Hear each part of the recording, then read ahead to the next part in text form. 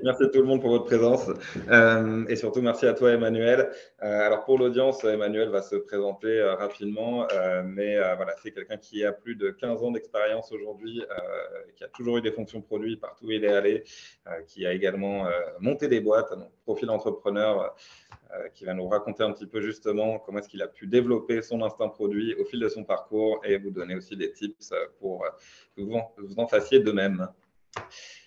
Je pense qu'on va pouvoir commencer. Encore les gens Ok, qui se connectent. Emmanuel, je vais te laisser partager ton écran. ouais, je fais ça. Et donc, oui, comme je vous le disais, c'est vraiment l'idée, c'est que ce soit assez interactif, donc qu'on ne soit pas dans une présentation linéaire. Donc, n'hésitez surtout pas à poser vos questions dans le chat. Également, il y aura certains moments où Emmanuel vous posera directement une question. Vous pouvez prendre la parole, vous pouvez lever la main et on vous donnera le micro pour que vous puissiez échanger directement avec Emmanuel. Je te laisse Ouais. Et commencer. je compte sur vous pour poser des questions, parce qu'un PM qui pose pas de questions, Ah, mauvais signe. c'est mauvais signe. Bonjour à tous et merci d'être là. Donc mon but, en fait, c'est de partager avec vous à la fois une expérience personnelle et peut-être une vision de qu'est-ce que c'est le job produit un peu complémentaire de toutes les visions assez framework. Donc c'est un peu une réaction à ça aussi. Euh, donc je vais commencer par me présenter très rapidement. Mais avant, je voulais, pour donner le ton, je voulais regarder une petite vidéo de 1 minute de Steve Jobs, qui est du coup un grand expert produit. Je ne sais pas si ça va bien rendre, je ne sais pas si vous allez avoir le son. Si ce n'est pas le cas, je mettrai le lien dans le chat. Est-ce que vous avez le son? Non. Malheureusement, non. Pas grave, on va sauter cette étape-là. Je ne sais pas si vous aurez les slides après, mais voilà. Donc en gros, ce qu'il dit, c'est qu'il dit la plupart des grosses boîtes, elles essaient de répéter un succès qu'elles ont eu au début. Et pour faire ça, en fait, eh ben, ils essaient de trouver une formule sous la forme d'un process. Et en fait, c'est une mauvaise idée parce que le fait d'optimiser les process et de créer du contenu, c'est pas la même chose. Donc en gros, c'est un peu ça qu'il dit. Et il dit bah, les meilleurs dans le contenu, donc par contenu, il veut dire produit, c'est des gens qui sont parfois durs à manager, mais c'est eux qui, enfin, on accepte de les gérer parce que c'est eux qui sont très bons. Euh, voilà, mon écran fait un truc un peu bizarre. Bon, c'est pas, je sais pas pourquoi on voit le navigateur. Euh, Juste pour me présenter rapidement, et comme ça, vous pouvez remettre un peu en contexte tout ce que je vous raconte. Du coup, bah, à la fois, ça fait 14 ans que je fais du produit. À la fois, j'ai rarement fait que du produit. Donc, j'ai commencé comme PM dans une petite startup qui faisait des logiciels de prévision de vente, une boîte SaaS. Mais c'était en 2009. Et du coup, en 2009, le métier de product manager, product designer, tout ça, c'était pas totalement mappé. Et c'était pas encore pleinement agile. Donc, il y avait, voilà, c'est pas assez très très up to date à l'époque. Ensuite, j'ai été cofondateur d'une boîte. Donc, je m'occupais du produit et de la tech notamment, mais aussi de lever des fonds, des choses comme ça. Et ensuite, bon, bah, du coup, j'ai une expérience de 5 ans comme Head of Product, super faute de frappe, CPO, puis COO, tout en gardant des responsabilités produits en direct, hein, mais donc en allant jusqu'aux opérations et au CSM, et avec la tech aussi. Et là, en ce moment, qu'est-ce que je suis en train de faire? Je suis en train de lancer un petit startup studio, bootstrappé, dont je vais pas faire la pub de ce truc-là, parce que c'est le tout début. Et du coup, bah, qu'est-ce qu'il faut retenir de ce parcours-là? Euh, Moi, le produit, c'est mon truc de cœur, mais j'ai dû apprendre tout seul à un moment où tous les frameworks n'étaient pas bien posés. Et j'ai toujours, enfin, et en tout cas, ça fait 10 ans qu'en plus du produit, j'ai des responsabilités business au niveau de l'entreprise. Donc, euh, voilà, bon, je pense que ça me rend spécifique dans le côté où je vois pas que la chapelle produit. Et du coup, aujourd'hui, mon but, c'est de vous parler en particulier de ma dernière expérience euh, et qui est voilà, la transformation d'une boîte qui était un peu une agence vers une boîte SaaS. Je voulais commencer par montrer un peu le point de départ et le point d'arrivée. Euh, dont j'espère que certains d'entre vous vont se retrouver dans le point de départ pour montrer tout ce qu'il a fallu faire. Et après, du coup, je voudrais passer le reste du temps qu'on a ensemble pour parler de qu'est-ce qu'il faut pour répliquer ça et quelles qualités il faut développer. Donc, du coup, je suis arrivé dans une startup qui venait enfin, qui avait levé 9 millions 6 mois plus tôt, qui en avait déjà cramé la moitié, dans lequel ils avaient recruté 30 sales. Il y avait un seul PM qui, en plus, n'avait pas vraiment d'expérience très forte en tant que PM avant de rentrer comme PM, pas du XUI. Et il y avait 7 devs. Et il y avait 50 personnes qu'ils appelaient opération, donc ils faisaient beaucoup de choses à la main. Un CA de 4 millions. Il y avait un produit qui était assez bien, qui permettait en fait d'envoyer des particuliers via une appli mobile pour collecter des données. Et ensuite, ces données étaient vendues, mais elles étaient vendues à des clients B2B sous forme Excel. Donc un peu à l'ancienne. Là, il n'y avait aucune culture produit. Donc, passer l'équipe de dev, en gros, qui, eux, pensaient que le produit, c'était important, le reste de la boîte, on n'avait rien à faire. Et notamment le directeur commercial, donc, qui était numéro 2 de la boîte, hein, concrètement. Il disait, faut pas laisser le produit parler aux clients. Voilà. Donc, il nous l'avait pas dit à nous, mais à chaque fois qu'on demandait à un commercial ou à un CSM de nous mettre en relation, il trouvait des excuses bidons. Et on a fini par découvrir que c'était ça la raison. Et enfin, la boîte vendait avec une marge sur coût variable très faible. Les coûts étant le fait qu'on devait payer les particuliers qui allaient collecter la donnée et qu'on avait du travail en interne pour reformater, auditer la donnée, valider que c'était bon.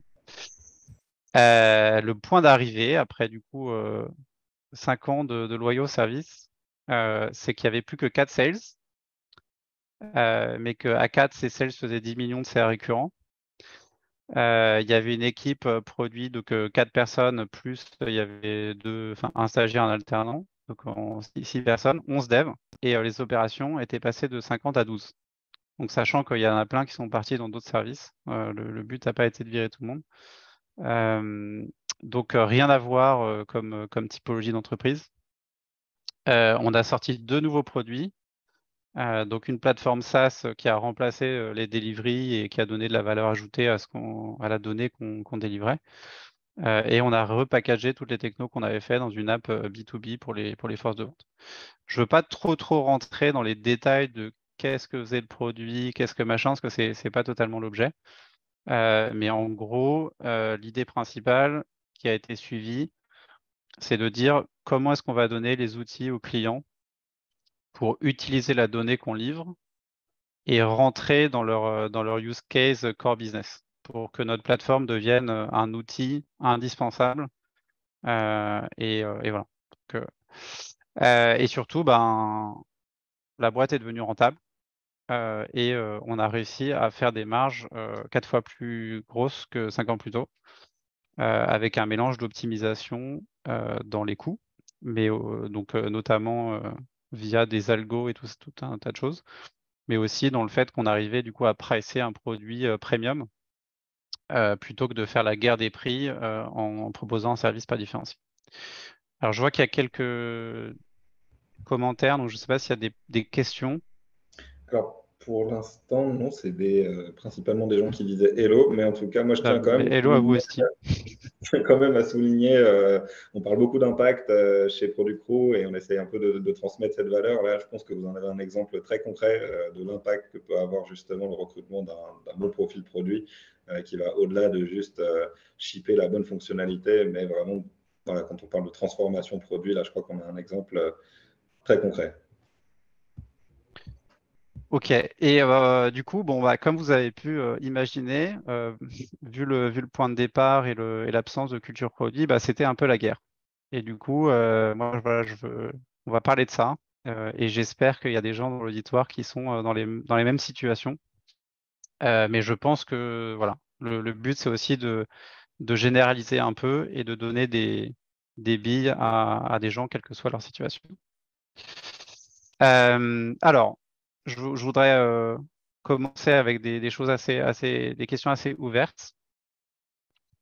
Mais à votre avis, voilà, c'est quoi le skill ou la compétence primaire qu'il faut pour gérer ce genre de situation? C'est juste pour savoir un peu quels sont voilà, les trucs qui vous viennent à l'esprit, quels vont être les outils pour un PM qui est dans cette situation.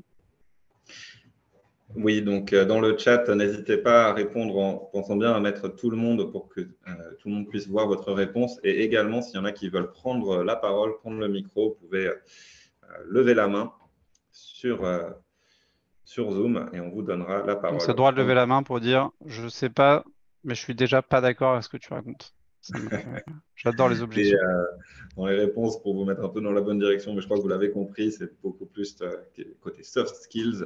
Alors, on a déjà les premières réponses. Communication, Najid qui nous dit la communication, la patience, être pédagogue, communication qui revient énormément, coordination, communication, comprendre le business et le métier. Donc voilà, ça fait déjà pas mal de premières réponses, mais vraiment ce qui ressort, c'est vraiment la communication, communiquer, répéter, faire des feedbacks pour expliquer les impacts et les opportunités. Donc beaucoup de Mm. pédagogie finalement au-delà de la communication. Une question également de Mathieu, est-ce que la volonté de ce changement a précédé ton recrutement? Est-ce que la boîte avait Non, déjà cette volonté de changer? Non. Donc tu es arrivé en non, terrain non, hostile. on m'a recruté pour être un PM, enfin Head of Product, mais avec, a priori, quand je suis arrivé, il y avait une roadmap qui était planifiée sur un an. Ok. Et en fait, les 6 premiers mois, je me suis conformé à ça. Et j'ai travaillé sur des choses.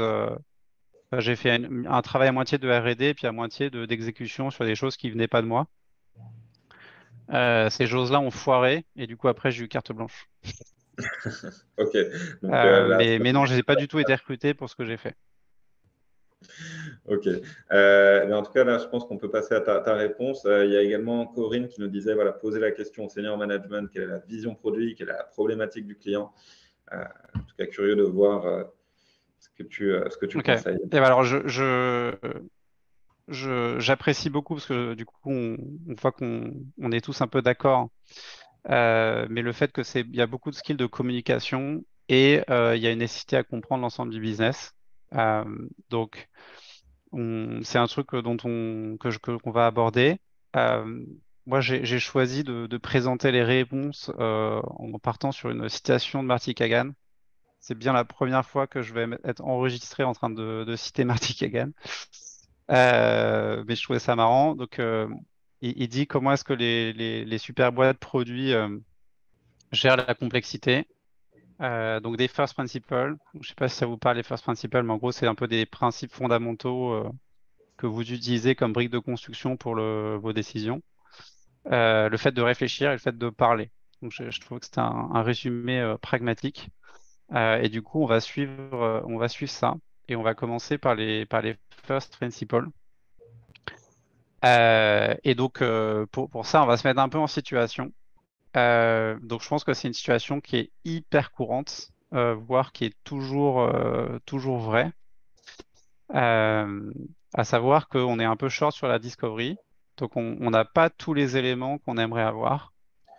Donc, par exemple, on peut prendre un exemple qui va s'approcher des problématiques sur lesquelles j'ai travaillé.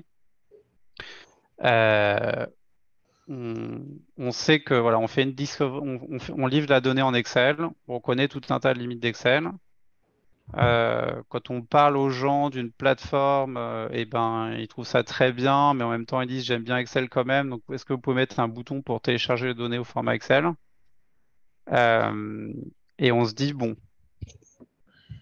je sens qu'il va falloir voilà, se lancer sur un terrain qui n'est pas encore totalement mappé. Et dans ces cas-là, ben, on a besoin d'avoir des certitudes qui permettent de se guider. Je pense que vous en avez tous. Moi, je voudrais qu'on partage un peu voilà, un peu des phrases clés, des mantras qui vous guident dans vos décisions produits. quand vous êtes tout seul un peu face à votre copie ou face à l'inconnu?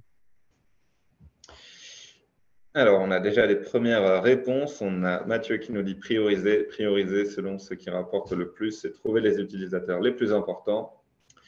On a Julien aussi qui nous faisait une remarque, c'est plus par rapport à la question précédente, mais qui nous disait qu'il ne faut pas attendre du CEO la vision produit, il faut lui demander les enjeux business. Je pense Mm. qu'effectivement, c'est assez smart comme approche.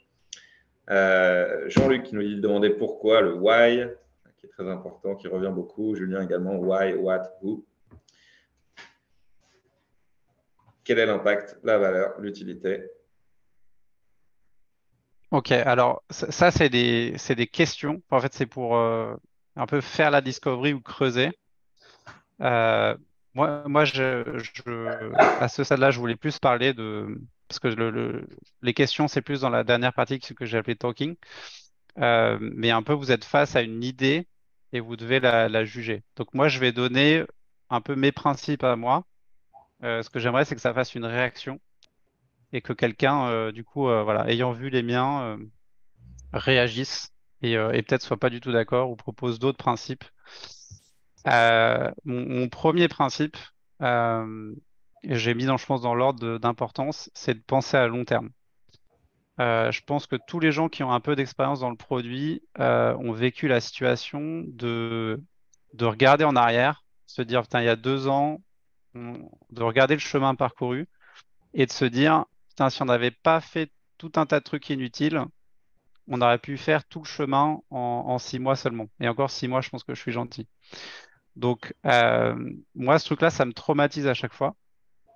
Parce que ça fait 10 ans que je bosse dans des conditions où il y a toujours des contraintes budgétaires et des trucs. Donc le gâchis, j'aime pas trop. Et du coup, je me dis maintenant, à chaque fois que je pense à une feature, je me dis, est-ce que dans le produit idéal qu'on a envie d'avoir dans 2 ans, cette feature elle a une place? Et c'est un bon moyen d'éviter un peu les trucs du moment où en fait on n'est pas sûr, peut-être qu'on fait un truc, mais que c'est pas la solution finale. Et voilà. Donc, moi, j'essaie de faire des produits, des features qui rentrent que dans 2 catégories. Soit c'est un truc de qualité de vie qui est évident.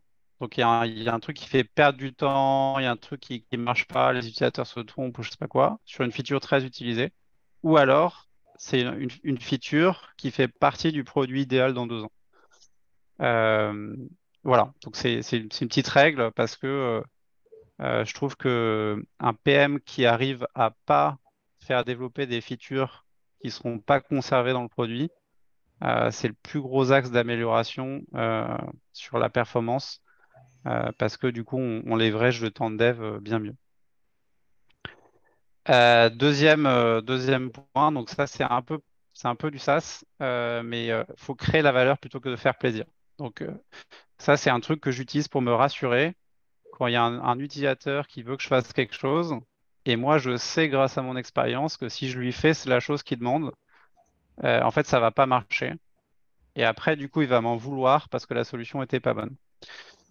Dans le SaaS, généralement les utilisateurs ils sont contents si les solutions elles ont du ROI, elles aident leur boîte et que du coup ça leur donne des promotions et tout. Donc en fait, un utilisateur, il va vraiment privilégier ça. Moi, j'ai sur 15 ans d'expérience dans le SaaS, j'ai, enfin, voilà, la première raison de churn que j'entends, c'est on voit pas le ROI. Ça, c'est chaque fois qu'un client dit ça, donc ça peut être qu'il a mal été onboardé ou que le produit n'a pas de ROI. Mais en tout cas, c'est genre 2 tiers des clients qui churn en disant exactement cette phrase. Deuxième raison, c'est quand il y a vraiment un problème, ils n'arrivent pas à faire ce qu'ils veulent parce que le produit il est buggé, il y a vraiment des gros problèmes. J'ai jamais entendu un client qui churn parce qu'il y a une feature qui pourrait être un peu mieux. Donc ça, c'est un truc voilà. Moi, je pense que c'est hyper important. Et du coup, quand on me demande des features, je me dis, est-ce que si je fais ça, dans un an, le client il va se dire, ouais, cette feature, elle a apporté de la valeur à mon entreprise et du coup, c'est bien. Ou est-ce que ça va être juste un truc pour lui faire plaisir sur le moment et dans un an, il va me dire, il n'y a pas de ROI, donc je me casse. Ok. Et dernier point, moi, j'essaie de faire confiance à mon instinct. Je vais en parler un petit peu après. Et du coup, s'il y a une feature, il y a tous les éléments qui sont au vert. On a fait la discovery, on a mis les trucs dans des beaux tableaux, l'argumentaire, il est bon et tout. Mais j'ai un truc au fond de moi qui me dit, t'es en train de rater quelque chose, il y a un truc qui va pas marcher. Bah, j'ai appris à faire confiance à cette intuition-là et je le fais pas. Donc, je bloque les features concrètement quand c'est comme ça. Donc voilà, je vois qu'il y a des réactions. J'aimerais que quelqu'un soit très courageux et prenne la parole Est-ce et que, donne d'autres règles ou alors critique les miennes. est-ce que quelqu'un souhaite prendre la parole? Vous pouvez lever la main. Vous pouvez aussi nous dire dans le chat si vous souhaitez prendre la parole. On peut vous donner le micro. Euh, N'hésitez pas. Mathieu. Ok. Tic, tic. Super, Mathieu. Est-ce qu'on m'entend? On Parfait. t'entend. Super. Non, en général, alors pour le coup, je me raccrochais, je me revois un peu dans le contexte que tu mettais initialement. Mm. Une règle du coup que j'ai mise en commentaire, mais que moi je trouve hyper intéressante, c'est faire du recyclage en fait. C'est-à-dire, on va nous demander de la feature, de la feature, de la feature, mais en tout cas le système que j'avais qui était existant, il y avait la moitié des demandes que j'avais qui étaient qu'on pouvait satisfaire à 75% avec du détournement de features existantes et qui du coup permettait de nous concentrer, enfin l'équipe tech et moi, sur des, euh, sur des features plus importantes et à plus fort ROI. Donc un des principes que j'essaye d'avoir en tout cas, c'est est-ce que je peux faire Mm. un peu dégradé, mais qui satisfait quand même avec ce qui existe déjà. Et le gain de temps qu'on peut avoir derrière ça, surtout dans un contexte tendu, est souvent sous-estimé. Et ça prend peut-être 10 minutes, une demi-heure de réflexion sur une demande, mais ça rapporte beaucoup derrière. Ouais, je trouve ça très sain en plus parce que en fait, ça arrive d'avoir des PM qui perdent un peu la connexion avec le produit, dans le sens où ils sont pas forcément des utilisateurs quotidiens de certaines parties du produit. Et le fait de se dire, bah, est-ce que je peux pas déjà faire, quitte à les demander à des gens qui sont aux opérations ou au machin, c'est très simple, ça assure de garder tout le monde aligné. Puis ça fait une réponse un peu plus sympa que de dire, ah bah non, on priorise pas. On dit, bah tiens, en fait, il y a moyen de le faire, c'est comme ça. Ça crée pas Donc, mal de satisfaction. Ouais. ouais, ouais, c'est très simple. Puis, mm, Merci beaucoup, Mathieu. Et en plus, si je peux relier un petit peu ce que Mathieu disait avec ta présentation, Emmanuel, ça va un peu dans le sens justement de ne pas gâcher le temps de dev, hein, qui est finalement une des mm. ressources les plus précieuses dans une Ouais. boîte tech. Et donc, si possible, de réutiliser, effectivement. Il y a Julien également qui voulait prendre la parole. Julien, je ne sais pas si c'est good de ton côté. Ouais, je sais pas, est-ce qu'on m'entend? Oui ou non? Très Yes, bien, on on t'entend. t'entend. Ouais, ouais. Je pense que ça dépend aussi des deux points que j'ai mis. Alors, je les ai mis en anglais parce que j'ai l'habitude de le faire en anglais, mais au coup, ça dépend de quelle version de produit tu es déjà. C'est pas du tout les mêmes enjeux quand tu es sur une première version et une deuxième version. Il y a toujours un minimum trois versions de produits avant d'atteindre quelque chose qui fonctionne et une target marché. Et je pense que de base, il faut toujours se recoller à la vision, c'est-à-dire est-ce que la feature que je fais colle à la vision et tu es obligé de te poser la question pourquoi tu le fais, dans quel objectif tu le fais. Il faut profiter du marketing aussi. Il y a des trucs que tu peux challenger. Est-ce que c'est quelque chose d'utile même dans du SaaS? Et la data sur une première version, tu n'en as jamais. Donc il faut être, comme tu dis, par contre, il faut savoir faire utiliser son instinct et tous les insights que tu as de base. Mais tu peux pas toujours, comme certains aimeraient dire tout le temps, maintenant il faut faire de la data. La data, ça vient qu'à partir de ta version 2. C'est une fois que tu as des premiers usages sur ta plateforme. Là, par Mm. contre, sur la feature où tu te poses la question, et là, tu passes sur un autre process, c'est-à-dire que tu es dans un produit qui existe déjà. Bah, avant de te poser la question de est-ce que tu fais l'Excel ou pas, il faut comprendre déjà, est-ce que tu résous un pain, mais surtout regarder en termes de data, est-ce que c'est utilisé, pourquoi c'est utilisé, etc. Et il y a plein de trucs que tu peux faire rapidement, même si tu n'as pas le temps de faire une full disco, rien qu'avec de Mm. la data, te baquer sur le truc, est-ce que ça vaut le coup de le faire ou pas. Il y a plein de Mm. trucs pour te rassurer à tous ces points-là. Donc, en fait, ça dépend quand même beaucoup dans quel cycle tu es. Est-ce que je suis sur une première version? Et il y a beaucoup de gut feeling sur une première version, et c'est pour ça qu'il faut y aller petit et valider des toutes petites hypothèses et passer ensuite sur des trucs plus conséquents, sur un produit qui existe. Et là, tu peux direct partir sur la data et ensuite des customer insights, etc.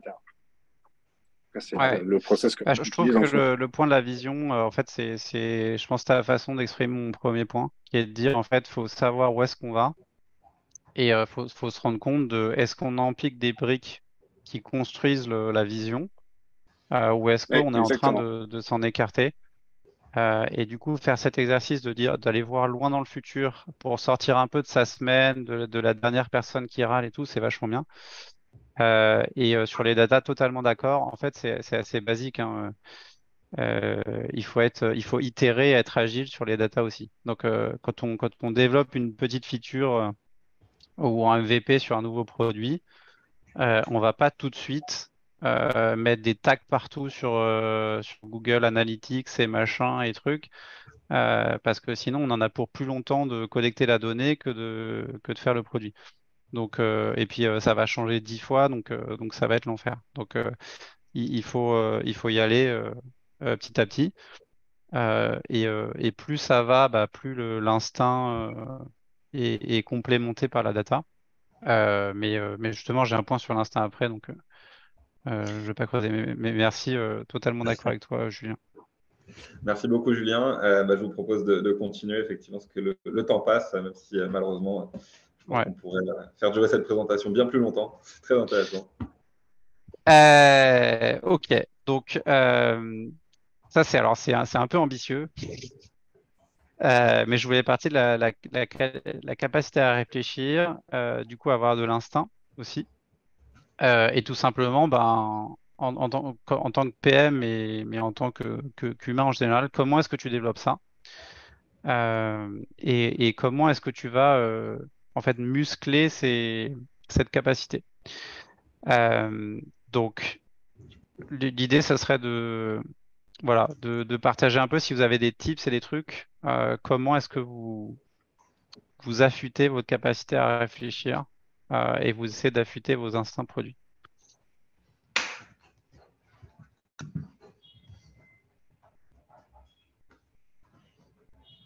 Bon, je vais regarder direct les. Oui, je laisserai les gens prendre le temps de répondre. En tout cas, n'hésitez pas à répondre dans le chat. Il y a Najid qui nous Essayer. dit essayer. Réponse parfaite. C'est Bravo, exactement Najid. ça. C'est parfaitement résumé.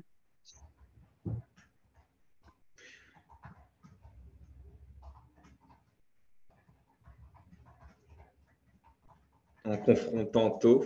Donc, je suppose, voilà, en essayant d'aller plus rapidement mettre la solution dans les mains des utilisateurs, valider des hypothèses, prendre du recul. Ok. Bon. Donc petite incro à nouveau. Donc je si vous devez retenir un truc, enfin deux trucs parce qu'après il y a la phrase de fin. Euh, je suis sincèrement convaincu que tout ce qui est process, méthode, framework, etc. euh, c'est des outils. C'est principalement en fait des outils de contrôle à l'échelle d'une organisation. Donc pour s'assurer que tout le monde travaille de la même manière, que les intérêts sont alignés, qu'il y a des process de décision, etc. Une erreur que moi j'ai vu pas mal chez des jeunes PM, c'est de penser que tous ces process, c'est un peu comme un énoncé à l'école, quoi. Et que en suivant ça à la lettre, on va arriver à un bon résultat. Et du coup, ben, on ne réfléchit pas, on applique une recette. Alors ça, moi, je l'ai vu sur pas mal de recrutements et tout, ça ne marche pas. Donc il n'y a rien qui remplace le fait de réfléchir par soi-même. Les frameworks, c'est juste un guide et un outil de collaboration entre personnes. Euh, donc, je vais essayer d'être rapide là-dessus parce qu'il y a un peu de contenu. Et après, je voulais illustrer graphiquement le problème de l'instinct. Donc, c'est plein de petits tips. Donc, déjà, ça, c'est un truc de créativité. Quand on n'arrive pas à trouver des idées, ça veut dire qu'on est trop exigeant sur les idées qu'on essaie de trouver. Donc, si on n'arrive pas à trouver trois bonnes idées, faut commencer par 10 mauvaises. Ça débloque. Si c'est pas 10, faut tenter 20. Faut pas se limiter. Le but, c'est d'avoir un process. C'est comme les process en diamant, quoi. Faut être divergent au début. Euh, Deuxième chose, sur l'instinct. Pour développer son instinct, en fait, faut l'exercer. Donc c'est pour ça que je disais essayer, c'est effectivement la bonne réponse. En gros, il faut prendre des décisions en suivant son instinct ou pas, aller jusqu'au bout de quelle était la décision et voir les conséquences. Et ensuite, méditer le truc, quoi. Donc, en gros, si vous prenez pas de décision, que vous laissez les autres décider à votre place, que vous défendez pas vos idées, que vous suivez pas votre instinct, vous saurez jamais si vous aviez raison ou pas. Vous pouvez croire que oui ou non, mais vous le saurez jamais pour de vrai. Et du coup, vous n'allez pas progresser là-dedans. Donc, il n'y a pas le choix. Pour devenir bon, il faut se confronter au truc, porter ses idées et être très humble pour le coup dans le fait de voir si ça marche ou pas. Un point après, il y a un truc. Donc là, j'ai quelques petites anecdotes. Mais à un moment, donc il y avait un PM qui était pour le coup en alternance, donc qui est venu me voir avec un design d'écran et sur l'écran en question, il y avait un truc export data. Et je demande du coup quand on clique là, ça exporte quoi comme données? Et la personne me dit je sais pas. Mais le client il m'a demandé d'avoir un export de données. Et je lui dis mais du coup ça elle est censée servir à quoi la donnée? C'est pour faire quoi? Je sais pas, le client il m'a pas dit. Bon du coup je me suis un peu énervé ce jour-là.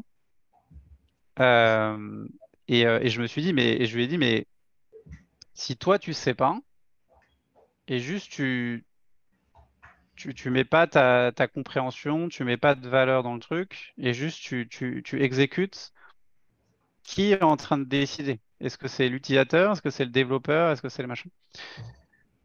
Donc ça, c'est un exemple un peu extrême de présenter carrément une fonctionnalité, on ne sait pas ce qu'elle fait, mais ça arrive vachement souvent, notamment chez les PM juniors, de se cacher un peu. Donc de dire, en fait, l'utilisateur, il m'a demandé, moi, je sais pas si je suis d'accord, mais en tout cas, c'est ça qu'on m'a demandé. Ou mon manager m'a demandé ça. Ou sur la roadmap, il y a marqué de ça. Donc, essayez de pas faire ça. Il faut que chaque fois que vous produisez un travail, vous ayez réfléchi à ce que vous avez produit et vous soyez fier du truc, quoi. Faut pas baisser ses standards. Donc, je dis, le produit est ton art, slash ton bébé, ne le trahis pas. C'est mon truc. Euh, c'est impossible de pas se tromper, donc faut être détendu là-dessus. Et c'est en te trompant que tu vas apprendre. Et ton job à terme, c'est de se tromper moins que les autres. Entre quelqu'un sur un produit qui se trompe 30% du temps et quelqu'un qui se trompe 10% du temps, 2 ans plus tard, le produit il est 10 fois mieux. Vous pouvez faire des trucs, ça s'appelle les compound interests. Pour arriver à ça, il faut se tromper. Donc, défendez vos idées et soyez humble. Donc voilà, ne jamais avoir la flemme de réfléchir. Quand on n'est pas sûr, moi ce que je fais, c'est que je m'éloigne de mon écran, je prends un café, je prends une feuille blanche et je me dis, je suis bien obligé de décider, sinon personne d'autre va le faire. Et on voit pas la phrase de fin, enfin je sais pas, chez moi c'est caché, mais mets ton ego dans tes résultats et pas dans tes opinions. Donc moi je trouve ça bien de se dire si je fais une feature, les gens ils étaient pas très sûrs, c'est moi qui l'ai défendu. Si elle marche, je suis super fier. Si elle marche pas, j'ai grave la honte. Donc moi, ça, je trouve ça bien. À l'inverse, si tu as une opinion et que tu veux pas revenir dessus et tout, ça, c'est pas bien. Donc vraiment, c'est normal de mettre de l'ego dans son travail. Faut juste le mettre au bon endroit. Juste avant les réactions, donc je voulais illustrer mon truc d'instinct. Et voilà, ça va revenir un peu sur ce que disait, j'ai déjà oublié le nom, mais le fait qu'il faut 3 itérations. Euh, Julien. Julien, merci. Donc, on oppose, c'est pas opposé, mais il y a un peu de choses. Il y a la méthode et il y a en fait l'instinct ou la capacité de création. Si, en gros, la méthode, elle sert à converger, si possible, vite et bien. Donc, en fait, ça sert à invariablement, scientifiquement, mesurer que, OK, en faisant un pas dans telle direction, ça me fait avancer, en faisant un pas dans telle autre, ça me fait reculer. Donc, c'est limite comme des trucs en maths de recherche de gradient, etc. Et après, l'instinct, bah, c'est à partir d'une certaine quantité d'informations, se dire, bah voilà, moi, je pense que la solution, du coup, c'est ça. Et donc là, j'illustre bah, comment va se comporter quelqu'un qui a un très bon instinct et pas forcément une bonne méthode, et quelqu'un qui a un instinct pour le coup assez moyen, mais qui suit une méthode qui est super bonne. Bah, en gros, si on n'a pas une bonne méthode, on n'arrive jamais à la perfection. Parce que, en fait, bah, justement, on va pas suivre une méthode scientifique, donc au bout d'un moment, on va un peu à gauche, un peu à droite, et on mesure pas assez pour finir. Mais à l'inverse, on va arriver assez vite sur un truc correct, avec moins d'itérations. Alors ça dépend des secteurs, hein. Si vous faites un concurrent de Spotify, votre produit il doit être absolument parfait. À l'inverse, dans le SaaS, souvent, il n'y a pas besoin de faire des trucs qui soient parfaits. Il faut juste un truc qui marche, qui fonctionne et qui est bien, mais correct, quoi. Euh, et du coup, voilà, ce que je voulais montrer là, c'est que avec un bon instinct, on peut s'en sortir. Et que, en fait, même si on a des méthodes parfaites, avoir un bon instinct, c'est indispensable parce que c'est ça qui fait gagner euh, entre chaque itération.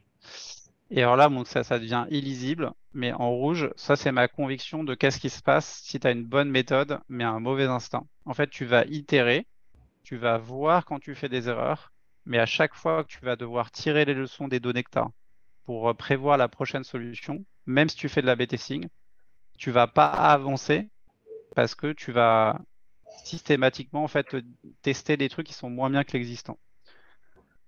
Donc l'instinct, c'est indispensable. Et si on... Voilà. Donc, Emmanuel, j'ai euh, quelques questions vas-y, sur vas-y. justement, l'instinct, parce que tu en parles beaucoup et c'est super intéressant. Mais alors, est-ce que déjà, tout à l'heure, Julien disait que l'instinct, c'était surtout dans les premières phases d'itération du produit. Finalement, toi, ce que tu dis, j'ai l'impression quand même que Moi, je suis pas d'accord avec ça. tu suis ton instinct sur la durée. Euh, en Oui, gros, l'exemple extrême, c'est on fait de l'A/B testing sur une feature. Par exemple, imaginons un conversion funnel dans un site e-commerce. On veut gagner 0,1% de taux de conversion en plus, et si on le fait, ça vaut 10 millions. Ben, pour A/B tester, on va A/B tester plusieurs solutions possibles en fait. Euh, et pour concevoir les solutions en question, bah, il y a une création. Il y a une idée de se dire, OK, je vais faire un truc un peu plus comme ci, un peu plus comme ça. Si on n'a pas cette création, cet instinct, en fait, on ne sait pas quoi tester. Donc moi, c'est un truc, bon, dans le produit, c'est assez complexe les produits, donc c'est dur, mais par exemple, ça s'applique vachement bien aussi sur l'A/B testing par exemple, de keywords ou je sais plus comment ça s'appelle sur Google Search. Donc on peut mettre des petites phrases, on peut A/B tester des messages. Voilà, merci le messaging. Euh, En fait, il y a des personnes en 3 coups, ils arrivent à trouver des messages parfaits. Et puis il y a des gens qui très très vite, ils atteignent un niveau maximum où ils ont trouvé le meilleur de plein de messages un peu moyens. Donc il n'y a aucun moment dans le job de product designer ou de product manager où tu n'as pas la responsabilité de créer des trucs.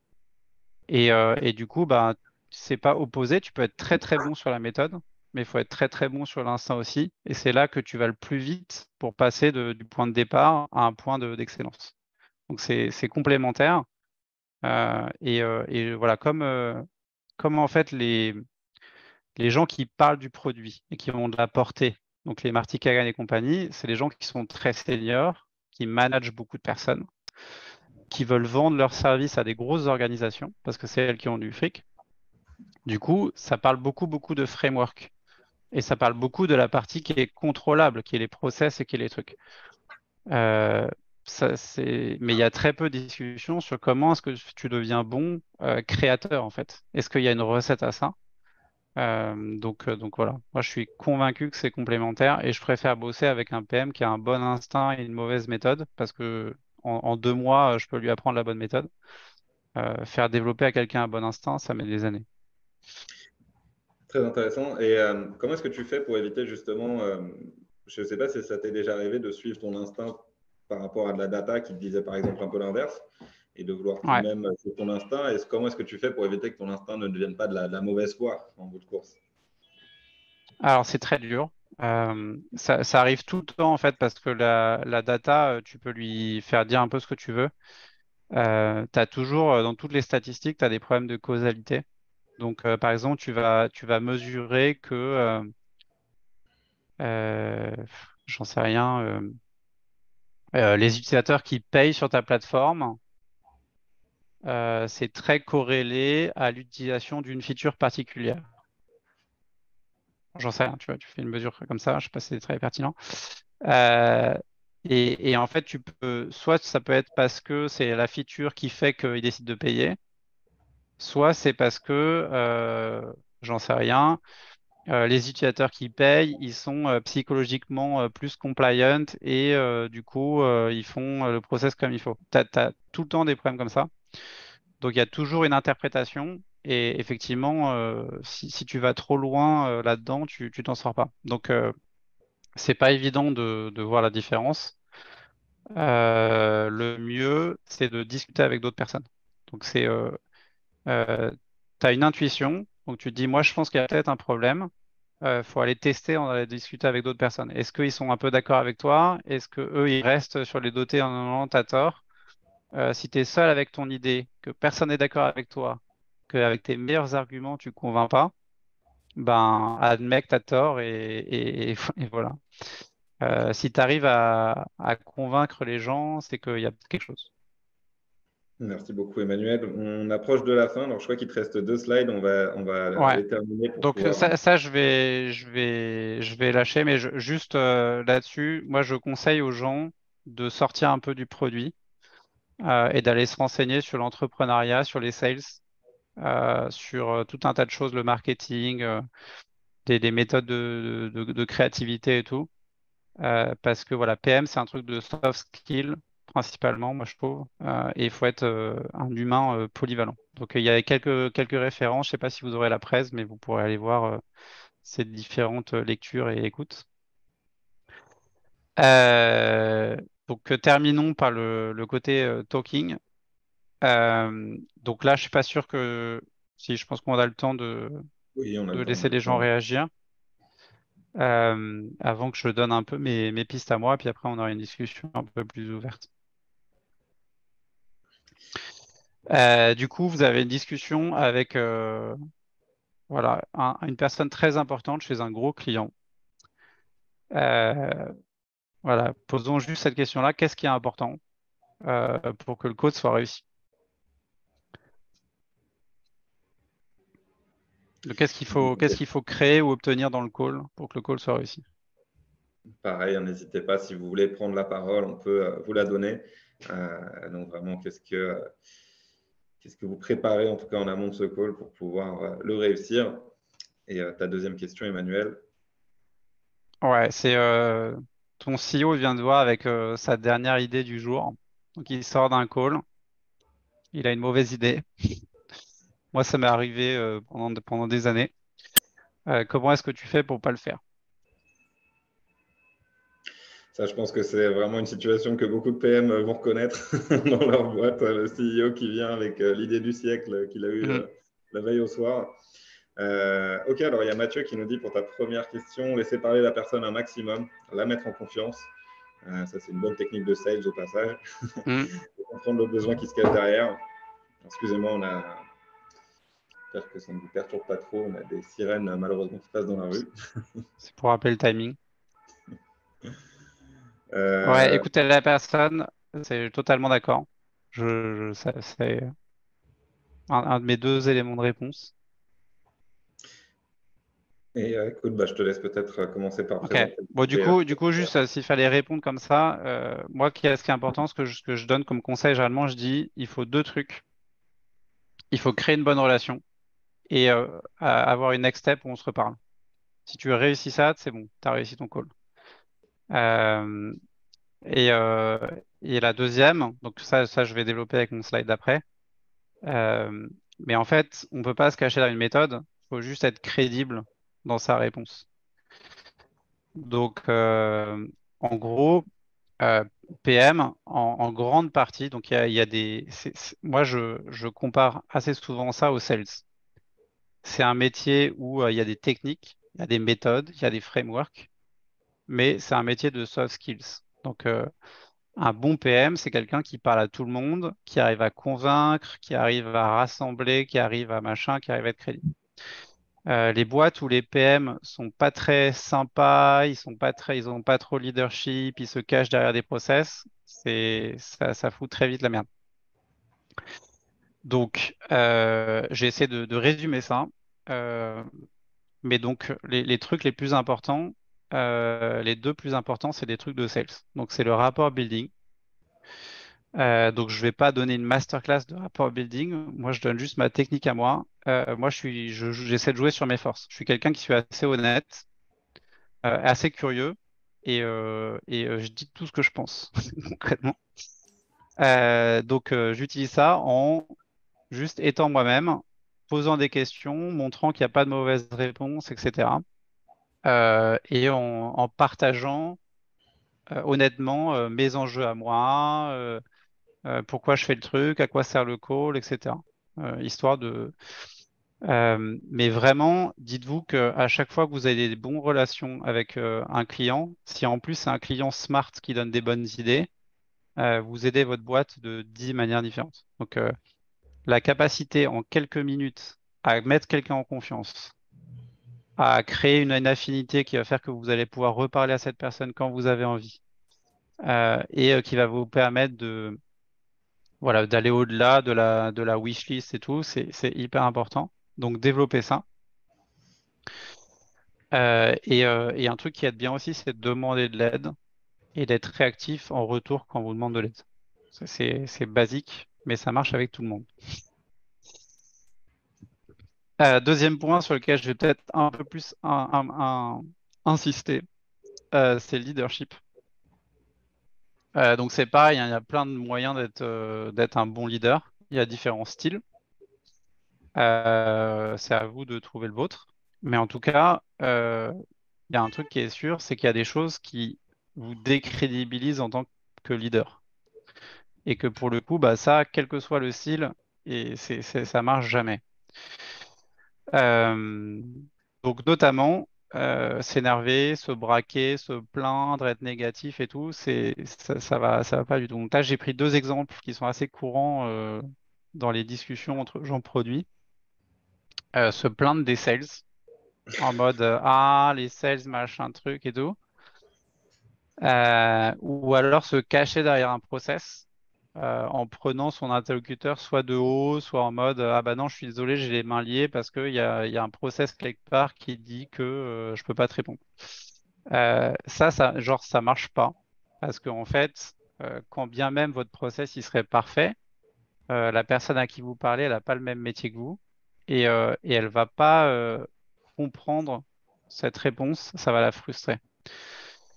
Donc moi, ce que je conseille, voilà, si vous voulez développer votre leadership, il faut montrer l'exemple en étant sympa, en expliquant vos trucs, en étant positif, en étant courageux et tout. Euh, et c'est comme ça, en fait, en étant le premier à faire cet effort-là, que vous allez développer au sein de votre boîte une crédibilité, des relations avec le CEO, les sales, les trucs, les machins, qui vont faire que chaque discussion, elle va être plus facile. C'est aussi ça qui va faire que vous allez être promu et que machin. Donc, faut se dire, je dois être exemplaire Et c'est en étant exemplaire que je vais avoir plus de facilité à faire mon travail. Et du coup, même si tu le fais pas par fierté personnelle ou truc, parfois c'est juste la meilleure façon de défendre ton produit qui est ton bébé. Genre, tu sais que si tu fais une feature X, ça va s'aborder le truc, ou tu vas perdre du temps. Ben, si t'as pas la crédibilité pour l'expliquer aux gens, tu vas pas avoir le choix, tu vas devoir faire la feature. Donc, sur le long terme, en gros, bosse ta crédibilité, bosse ton leadership, et c'est ça qui fait que tu vas pouvoir faire des beaux produits. Bon, poser les bonnes questions, je pense que vous n'avez pas besoin de ça. Euh, mais en gros, il faut se dire que les toutes premières questions que vous posez, c'est pour détendre l'atmosphère. Et il faut pas perdre le fil en tête. Vous devez avoir un ou deux trucs que vous voulez savoir du call. Mais au début, il faut laisser les gens parler et pas directement dérouler des trucs trop fermés. Sinon, les gens, ils ont l'impression d'être un interrogatoire de police et ils se ferment. Est-ce qu'il y a des réactions? Bonne question, effectivement. Alors, est-ce que si vous voulez réagir, je pense que c'est la fin. N'hésitez pas déjà à nous dire aussi ce que vous en avez pensé au global. Et puis aussi, si vous voulez réagir là, sur les dernières recommandations d'Emmanuel. En tout cas, on a eu pas mal de retours de personnes qui nous disaient que c'était très intéressant. On a Julien et Mathieu qui, malheureusement, ont dû filer. Et je pense qu'il y a pas mal de gens là qui vont devoir aller déjeuner. Mais on a gardé l'audience pendant toute la presse. Donc, ça, déjà, bravo Emmanuel. Je pense que ça prouve que c'était très intéressant et actionnable. En tout cas, n'hésitez pas à réagir dans le chat, à nous donner des notes, à nous dire aussi qu'est-ce qui vous intéresserait comme sujet. Rapidement, tant que vous êtes encore là, je me permets quand même de parler très rapidement de Product Crew. Vous nous connaissez sûrement déjà, mais concrètement, notre vision, nous, c'est de créer une communauté pour favoriser un maximum d'échanges entre des top profils de la communauté et nos startups partenaires. Si vous voulez qu'on en discute, il y a 2 QR codes, vous pouvez les scanner rapidement. À gauche, c'est pour recruter avec nous. À droite, c'est si vous êtes candidat et vous cherchez un job. En tout cas, n'hésitez pas, on est dispo, on en discute avant les vacances d'été. C'est une bonne période, en tout cas, si vous souhaitez bouger d'ici la rentrée. Et voilà. Et donc, attends, des dernières réactions, Emmanuel. Ouais, on a surtout des merci, des merci. C'était très intéressant, super format. Donc, écoute, merci à toi, Emmanuel. Encore, c'était la première fois qu'on faisait un workshop. N'hésitez pas à l'ajouter sur LinkedIn. Je me permets de Ouais, jeter n'hésitez pas, en pâture. si vous voulez poursuivre les discussions, m'ajouter sur LinkedIn. Et Et voilà, moi je voulais juste placer la petite phrase de fin, qui est une citation que j'adore de Peter Thiel, qui dit le courage est en gros est plus rare que le génie. Et je trouve que ça s'applique à mort au produit parce qu'en gros, des gens intelligents, il y en a plein. Des gens qui osent défendre leurs idées, créer, prendre des risques, apprendre de leurs erreurs, reconnaître leurs erreurs, etc. Et en gros, qui sont courageux dans leur job de PM, c'est plus rare et c'est plus puissant. Donc, en gros, voilà, travaillez votre courage et c'est ça qui va faire que vous allez être bon dans le produit parce que le génie, bon, on l'a un peu ou pas, quoi. super, bah écoutez, sur ce super mot de la fin, je vous souhaite à tous bon appétit et j'espère vous retrouver pour les prochains webinaires. D'ailleurs, on en organise 2 la semaine prochaine. Donc, à très vite tout le monde et merci encore pour votre présence.